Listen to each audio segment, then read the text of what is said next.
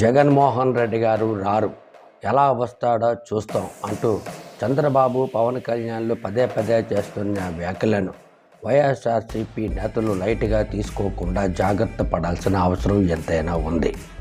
అలా ఎందుకు మాట్లాడుతున్నారు అన్న దానిపై ప్రత్యేక దృష్టి సారించకపోతే రానున్న ఎన్నికల్లో ఏమైనా జరగవచ్చు.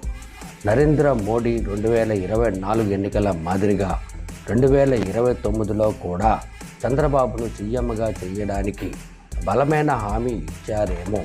అందుకే వాళ్ళిద్దరూ ప్రతి వేదికలపైన పారిశ్రామికవేత్తలతో నిర్వహించిన సమావేశాల్లో జగన్మోహన్ రెడ్డి రాడు, ఎలా వస్తాడో చూస్తామంటూ ధైర్యంగా చేస్తున్న వ్యాఖ్యలపై ప్రజల్లో ఒక రకమైన ఆందోళన నెలకొంది. ఇదిలాగుంటే చంద్రబాబు ప్రభుత్వం అధికారంలోకి వచ్చి సుమారు 13 నెలల్లోనే ఆయన గ్రాఫ్ అమాంతంగా తగ్గిపోయింది. ప్రజల్లో తీవ్ర వ్యతిరేకత వ్యక్తమవుతుంది.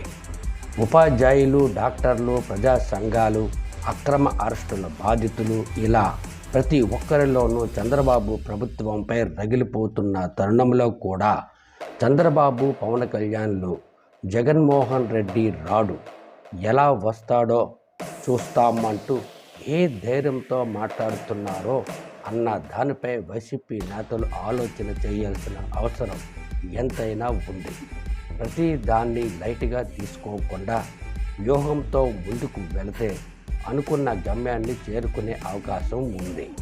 2024 ఎన్నికల్లో ఈవీఎంలను మేనేజ్ చేసి అటు కేంద్రంలో బీజేపీ, ఇటు రాష్ట్రంలో టీడీపీ అధికారంలోకి ఎలా వచ్చాయో, ఓటమి పాలైన పార్టీల్లోని నేతలు సుప్రీంకోర్టు గైడ్లైన్స్ ప్రకారం ఈవీఎంలను వీవీప్యాట్స్లో చోటు చేసుకున్న తప్పిదాలపై కోర్టులను ఆశ్రయించడం, నేతల అనుమానాలకు నివృత్తి చేయాల్సిన కేంద్ర ఎన్నికల అధికారి ఏ విధంగా తప్పించుకునే ప్రయత్నం చేస్తున్నారో కళ్ళకు కట్టినట్లు కనిపిస్తుంది.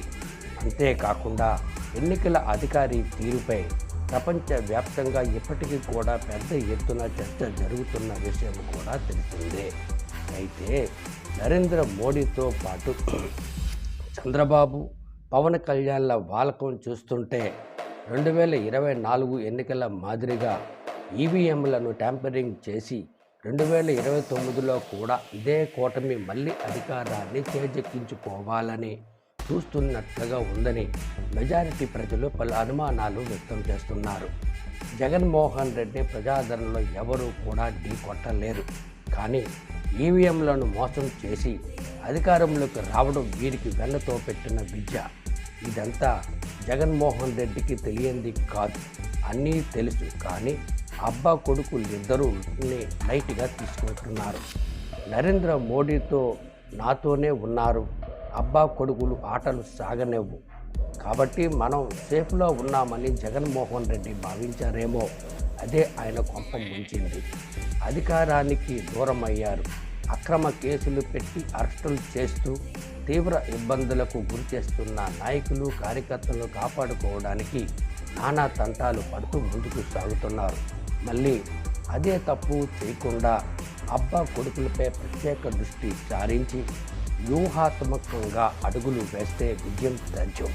ప్రధానంగా వైసీపీ అధినాయకత్వం ఈవీఎంల ఎన్నిక వద్దు, బ్యాలెట్ ఎన్నిక ముద్దు వంటి నినాదాలతో ఈ అంశాన్ని విస్తృతంగా ప్రచారం చేయడమే కాకుండా ఇది ప్రజల్లో వెళ్ళేలా చేస్తే పార్టీకి ఎంతో ప్రయోజనకరంగా ఉంటుందని పలువురు రాజకీయ విశ్లేషకులు అభిప్రాయపడుతున్నారు.